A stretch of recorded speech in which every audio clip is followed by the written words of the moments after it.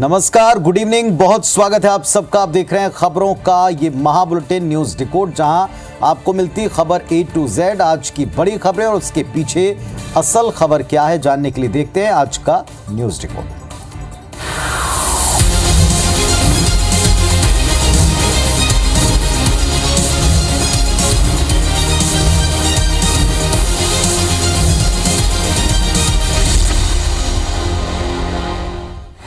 हर दिन की तरह बांस, बैरियर और बच्चे, चंदे का फंदा, एक बड़ी साजिश का खुलासा। नक्सलियों का मिशन नौनिहाल, बच्चे बने नक्सलियों का ब्रह्मास्त्र। तो बुलेटिन का आगाज हर दिन की तरह आज भी हम एक ऐसी खबर से कर रहे हैं जिससे जानना आपके लिए बड़ा जरूरी है और आज का खुलासा हैरान करने वाला है। दंतेवाड़ा में 2 दिन पहले अरनपुर में साल का सबसे बड़ा गंभीर नक्सल हमला हुआ, जिसमें अपने 10 जवान और एक ड्राइवर कुल 11 लोगों को खोया और इसी से जुड़े नए नए फैक्ट्स अब सामने आ रहे हैं। एक तथ्य चौंकाने वाला आज भी सामने आया। जिस गाड़ी को नक्सलियों ने ब्लास्ट करके उड़ाया था, उस गाड़ी को बच्चों ने दरअसल कुछ ही देर पहले कुछ ही दूरी पर रोका था। घटनास्थल से महज 50 से 60 मीटर की दूरी रही होगी जहां बच्चों ने जवानों की गाड़ी को रोका। इसके बाद दोबारा जब आगे गाड़ी बढ़ी तो जाहिर है उसकी रफ्तार वैसी नहीं, थोड़ी कम थी। अब सवाल ये उठने लगा कि क्या नक्सलियों ने इस घटना को अंजाम देने के लिए बाल संगम का इस्तेमाल किया? यह सवाल लाजमी भी है, क्योंकि जिस जगह पर बच्चों ने आमा त्योहार के लिए नाका लगाया वहां दूर दूर तक कोई गांव नहीं। इस जगह से करीब 2 किलोमीटर दूरी पर ग्रामीणों ने एक नाका लगा रखा था और यह नाका गांव में लगा था। ये जवानों की गाड़ियों को रोक नहीं रहा था और ना ही उनसे किसी पैसे की मांग कर रहा था। लेकिन दूसरे नाके पर मौजूद बच्चों ने जवानों की पहली गाड़ी को भी रोकना चाहा, वो गाड़ी वहां रुकी नहीं। इसके बाद वहां मौजूद बच्चों या बाल संगम सदस्यों ने दूसरे नंबर की गाड़ी को रोकना चाहा और उसे रोक लिया। जवानों ने उनको पैसे दिए, लेकिन फिर कुछ मीटर आगे जाकर जवानों की इसी गाड़ी में ब्लास्ट हो गया।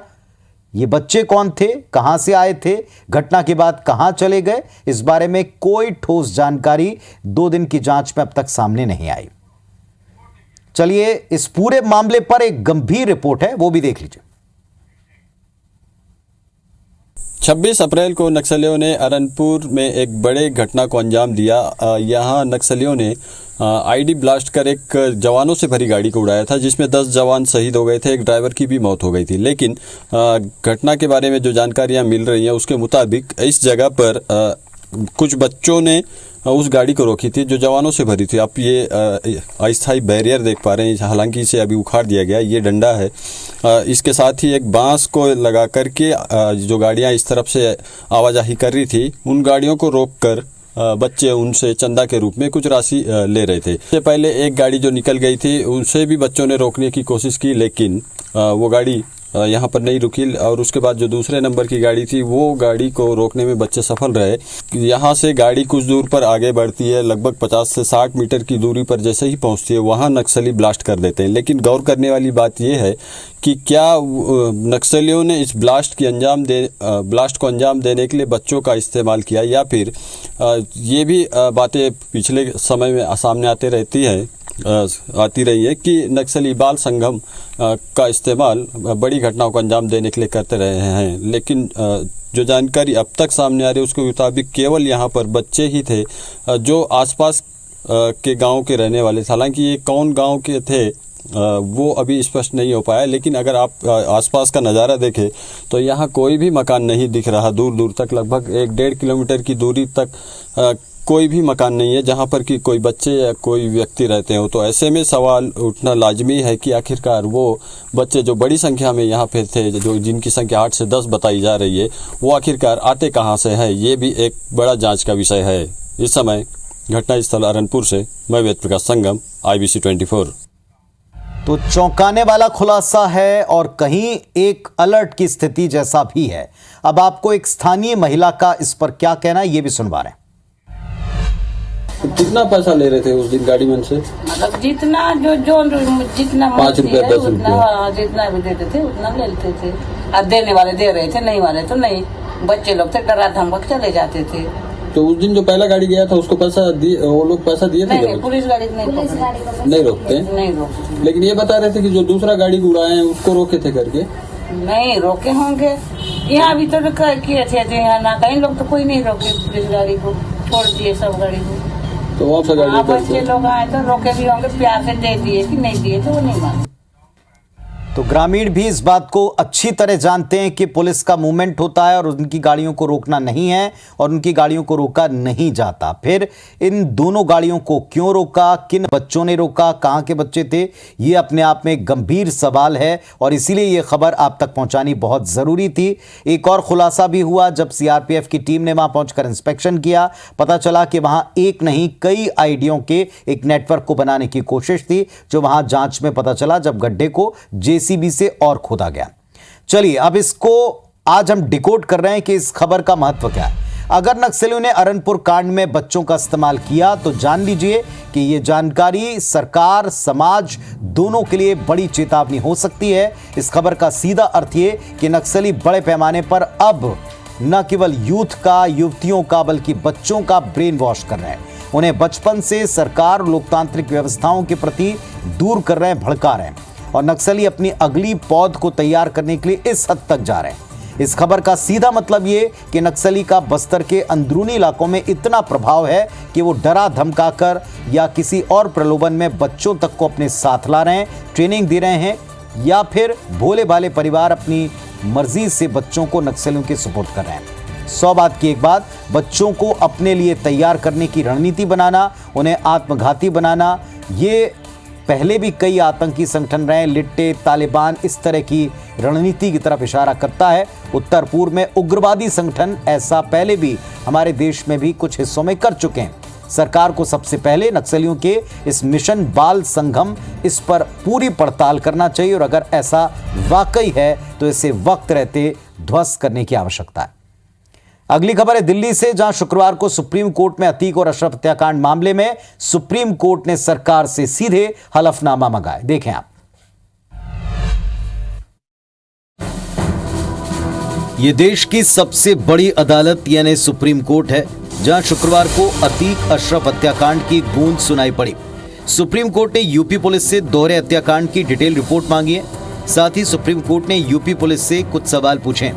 सुप्रीम कोर्ट के उत्तर प्रदेश सरकार से जो प्रमुख सवाल हैं, उसमें उस दिन आखिर क्या हुआ था, जांच में अब तक क्या क्या सामने आया, अतीक अशरफ के मूवमेंट की जानकारी लीक कैसे हुई, पुलिस वाहन को सीधे अस्पताल क्यों नहीं लाया गया। इस मामले में सुप्रीम कोर्ट ने उत्तर प्रदेश सरकार से हलफनामा देने को कहा है। तो हमारे द्वारा तर्क दिया गया कि state itself is under accusation, state पर खुद ही आरोप है और इस परिस्थिति में स्टेट एजेंसीज कोई फेयर इन्वेस्टिगेशन नहीं कर पाएंगी। तो सुप्रीम कोर्ट द्वारा उनसे इस बात पे हलफनामा मांगा गया है। इसके अलावा याचिकाकर्ता ने योगी सरकार के कार्यकाल में हुए सभी एनकाउंटर्स की जांच की मांग की है। देखिए 2017 से जितने भी एनकाउंटर्स हुए हैं उस सब पे उनको एफिडेविट देना है और उनसे रिलेटेड जो भी इंसिडेंट हैं, अतीक और अशरफ से पहले जो एनकाउंटर हुए हैं उस पर भी कोर्ट ने कहा था कि इससे पहले भी 2 एनकाउंटर हुए हैं पुलिस कस्टडी में जो हत्या हुई है, तो उस पर भी उनके द्वारा एफिडेविट फाइल किया जाएगा और जो भी इंसिडेंट्स हैं उससे रिलेटेड वो क्या क्या राज्य सरकार ने आगे कदम उठाए हैं जाँच के लिए, वो सारा कुछ निकल के उसमें आएगा। देखना होगा 3 हफ्ते बाद होने वाली सुनवाई में यूपी सरकार मामले में क्या हलफनामा पेश करती है। तो अतीक अशरफ हत्याकांड की तपिश अब सुप्रीम कोर्ट तक पहुंच चुकी है। नजरें यूपी सरकार के हलफनामे या जवाब पर हैं। सुप्रीम कोर्ट में याचिकाकर्ता ने क्या दलील दी जिससे यूपी सरकार से अब ये सीधे जवाब लिए जा रहे हैं, इसको आज हम डिकोड करके बताते हैं। पहली बात, याचिकाओं में वकील विशाल तिवारी ने अतीक अशरफ हत्याकांड की हाई लेवल जांच के लिए सुप्रीम कोर्ट के सेवानिवृत्त न्यायाधीश की अध्यक्षता में स्वतंत्र समिति गठित करने की मांग की थी। याचिका में योगी सरकार में अभी तक कुल 183 एनकाउंटर्स की जांच की मांग भी है। हालांकि यूपी सरकार ने याचिका दाखिल होने के बाद गुरुवार को सुप्रीम कोर्ट में कैविएट दाखिल किया और कहा कि इस मसले पर बिना सरकार का पक्ष जाने सुने कोई फैसला न दें। इसके अलावा पूर्व आईपीएस अधिकारी अमिताभ ठाकुर ने भी सुप्रीम कोर्ट में लेटर पिटीशन दाखिल किए। ठाकुर ने अतीक अशरफ की हत्या मामले की सुप्रीम कोर्ट या हाई कोर्ट की निगरानी में सीबीआई जांच कराने की मांग की है। पूर्व अमिताभ ठाकुर आईपीएस जो हैं, उनके लेटर पिटिशन में कहा गया कि भले अतीक अहमद और उसके भाई अपराधियों, मगर जिस तरह हत्या की गई जो देश ने देखी, इस घटना से राज्य पोषित होने के पर्याप्त आसार हैं, तो उसकी पूरी पड़ताल होना चाहिए। चलिए, ये वो दलीलें या ये वो याचिकाएं हैं जिसके आधार के ऊपर अब सरकार से एक पूरी तरह से स्पष्ट और एक आधार वाला जवाब मांगा गया। अब देखते हैं कि सरकार इस पर क्या जवाब देती है। कुछ दिनों का इंतजार करना पड़ेगा। अगली खबर राजनीति के विष बुझे बाणों से जुड़ी है और इसकी पृष्ठभूमि अब की बार वहां है जहां चुनाव हो रहे हैं। देखिए आज क्या हुआ है।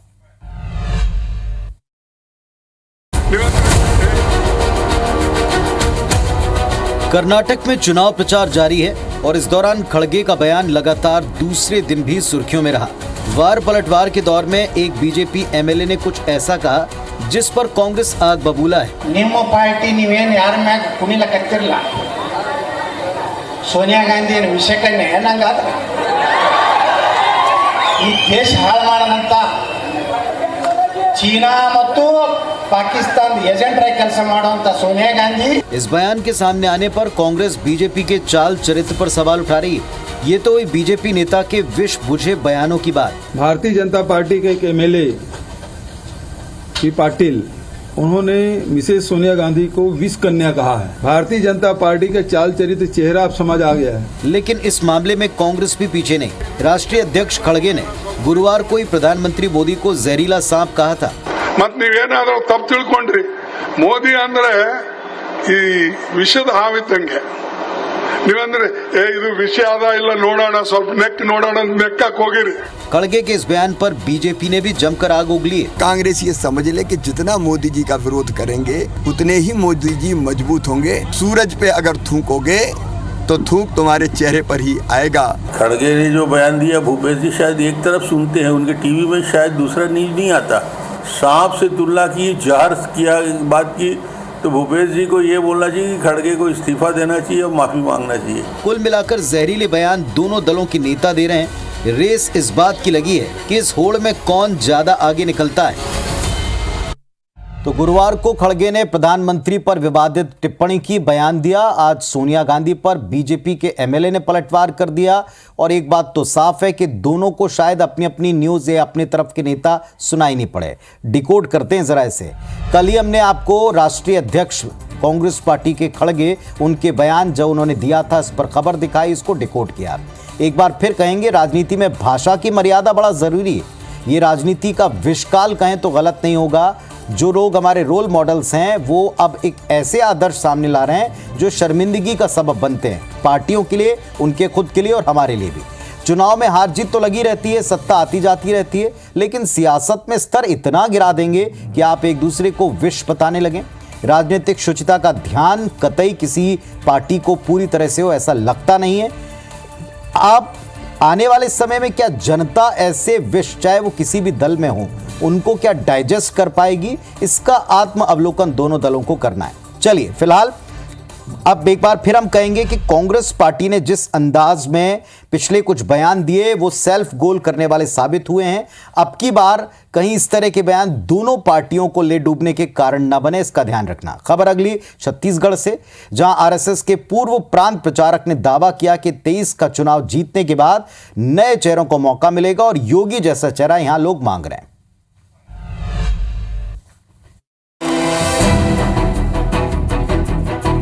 छत्तीसगढ़ में चुनाव की डुगडुगी बजने वाली, माना जा रहा है कि बीजेपी चुनाव में बिना किसी चेहरे के उतरेगी। तो यक्ष प्रश्न ये है कि अगर बीजेपी जीतेगी तो सीएम कौन बनेगा। आप सोचेंगे आज हम ये सवाल क्यों कर रहे हैं, चलिए आपको बता देते हैं। छत्तीसगढ़ में आरएसएस के पूर्व प्रांत प्रचारक राजेंद्र जी ये दावा करते हैं कि छत्तीसगढ़ में 2023 में बीजेपी की सरकार बनेगी, जिसमें नए चेहरों को मौका मिलेगा। पुराने चेहरों को कहीं ना कहीं एडजस्ट किया जाएगा। पुराने चेहरे को बदलेंगे, उनको भी स्थान देंगे कहीं ना कहीं, लेकिन कम से कम सरकार में नए चेहरे को स्थान देंगे, ऐसा हो। आज देखिए, क्राइम उत्तर प्रदेश में खत्म हो गया, जितना था समझौता नहीं करते, तो आज लोग भी मांग कर रहे हैं कि हमें यहाँ तो मुख्यमंत्री वैसा चाहिए भैया। बहरहाल इसके साथ ही राजेंद्र जी ने नक्सलवाद समस्या के समाधान न करने पर रमन सिंह को घेरा और मौजूदा सरकार को भी कटघरे में खड़ा किया। तो छत्तीसगढ़ में आरएसएस के पूर्व प्रांत प्रचारक राजेंद्र जी के इस बयान के क्या संकेत हैं, उनकी पार्टी को भी और दूसरी पार्टी को भी जरा डिकोड कर लें। पहली बात यह कि केवल छत्तीसगढ़ नहीं, देश भर में बीजेपी का सबसे स्ट्रांग बैकअप अगर कुछ है तो वो संघ है। संघ का पार्टी के लिए नीति, रीति और गाइडलाइन को तय करना, ये कई बार हमने देखा। और ऐसे में प्रदेश के सबसे बड़े मुद्दे नक्सलवाद पर पिछली भाजपा सरकार को यूं आईना दिखाने से पार्टी के दिग्गज बीजेपी नेताओं को बेहद असहज स्थिति में डाल दिया। मौजूदा सरकार को नक्सलवाद पर घेरने वाली भाजपा अब अपने ही बैकबोन कहलाने वाले संघ के नेता के बयान से सफाई की मुद्रा में आ गई। दूसरा संकेत भी बीजेपी के लिए, दिग्गजों के लिए, कि अब की बार लोगों की इच्छानुरूप नए चेहरों को अवसर मिलेगा और पुराने चेहरे किन्हीं और जगह पर एडजस्ट किए जाएंगे। तीसरा संकेत कांग्रेस और बीजेपी दोनों के लिए, संघ और भाजपा हिंदुत्व के एजेंडे पर ही चलेगी, ये फिक्स हो गया है। और छत्तीसगढ़ में योगी आदित्यनाथ जैसे प्रखर हिंदुत्ववादी चेहरे को सामने लाया जा सकता है। अब सवाल यह कि यह चेहरा क्या ढूंढ लिया गया है, क्या ये राज्य से होगा? कांग्रेस क्या राम राज्य वाली लाइन पर चलकर इस एजेंडे की काट कर पाएगी? अंतिम बात यह कि बीजेपी में नए चेहरे सामने आएंगे, जिसके लिए भाजपा के साथ साथ अब कांग्रेस को तैयार रहना चाहिए। और यह संकेत आज उस संघ ने दिया है, संघ के नेता ने दिया है, जो इस पूरे चुनाव में भी एक बार फिर बैकबोन का काम करते हैं। चलिए अब आज न्यूज डिकोड में आपको दो और बड़ी खबरें बताते हैं जो विवाद और फसाद की वजह बनी। पहली खबर है बेमेतरा से। बेमेतरा के बिरनपुर गांव में जो कुछ पिछले दिनों हुआ, इसके बाद भारतीय जनता पार्टी के नेता लगातार वहां जाना चाहते थे। आज वो वहां पहुंचे और कुछ ऐसा हुआ जो शायद उन्होंने भी एक्सपेक्ट नहीं किया। देखें आप इस रिपोर्ट में।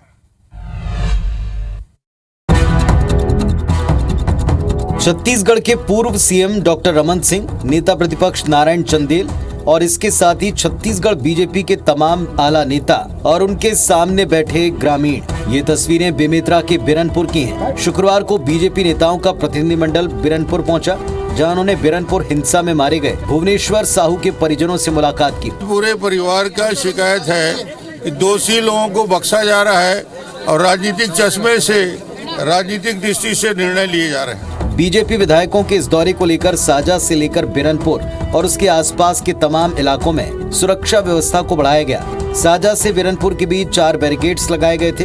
हर आने जाने वाली गाड़ी को चेक किया गया। सुरक्षा की दृष्टि से बिरनपुर में पुलिस बल के साथ मौजूद एसपी लाल उमेन सिंह और एसडीएम ने बताया कि धारा 144 के नियमों के मुताबिक ही बीजेपी विधायकों को गाँव में आने की इजाजत दी गई। तो भारतीय जनता पार्टी का जो डेलीगेशन था वो दरअसल गया था पीड़ित परिवार से मिलने। वहां 2 पक्ष बन गए हैं। पीड़ित परिवार से मिलने गया था जो एक पक्ष में आता है, लेकिन जो आरोपी पक्ष के लोग थे उन्होंने भी पहुंच करके पुलिस और प्रशासन को लेकर कई शिकायतें बीजेपी से की। अब इस पर बीजेपी का क्या रिएक्शन है, क्योंकि कोई टिप्पणी आई नहीं है, ये जरूर वहां के लोग और प्रदेश देखना चाहेगा। एक विवाद खड़ा हो गया भगवान सहस्त्र बाहु पर टिप्पणी को लेकर, और यह टिप्पणी की बागेश्वर धाम सरकार धीरेन्द्र कृष्ण शास्त्री ने। विरोध कितना बड़ा और क्या क्या आज हुआ, इस रिपोर्ट में देखें। है वंश का राजा बड़ा ही कुकर्मी, साधुओं पर अत्याचार करने वाला, स्त्रियों पर बलात्कार करने वाले जितने भी क्षत्रिय वंश के राजा थे, ऐसे आतताइयों के खिलाफ परसा उठाया भगवान परशुराम ने। साधु का काम ही है दुष्टों को ठिकाने लगाते रहना। भगवान सहस्त्रबाहु को लेकर पंडित धीरेन्द्र कृष्ण शास्त्री का ये वही बयान है जिस पर बवाल मच गया है। वंशी क्षत्रिय ताम्रकार और राष्ट्रीय कल्चुरी समाज ने बागेश्वर धाम सरकार के खिलाफ मोर्चा खोल दिया है। छतरपुर में सामाजिक संगठनों ने एसपी को ज्ञापन सौंपकर कार्रवाई की मांग की है। संगठनों ने धीरेन्द्र शास्त्री पर धार्मिक भावनाओं को आहत करने का आरोप लगाया। ये सहस्त्रबाहु अर्जुन महाराज, उनके विरुद्ध में आपत्तिजनक टिप्पणी की गई है, हमारे समाज के लिए आपत्तिजनक शब्दों का उपयोग किया गया है, उसके तहत वो माफी मांगे, अन्यथा उनके विरुद्ध कानूनी कार्रवाई की जाए। पुलिस ने शिकायती आवेदन ले लिया है और जांच की बात कह रही है। उनकी तरफ से आज ज्ञापन दिया गया है और ये ज्ञापन जो पंडित धीरेन्द्र शास्त्री जी हैं, जिनकी सभा अभी सागर जिले में चल रही है, आवेदन को हम लोग जांच में लेंगे और जांच अनुसार इसमें यदि सम्मत कार्रवाई की जाएगी। धीरेन्द्र शास्त्री का विरोध लगातार बढ़ता जा रहा है। समाज उनसे माफी की मांग पर अड़ा हुआ है। तो विवाद अब देखते हैं कहां तक जाता है। फिलहाल आज के न्यूज डिकोड में बस इतना ही। कल पुनः आपसे मुलाकात होगी। नमस्कार, शुभ रात्रि।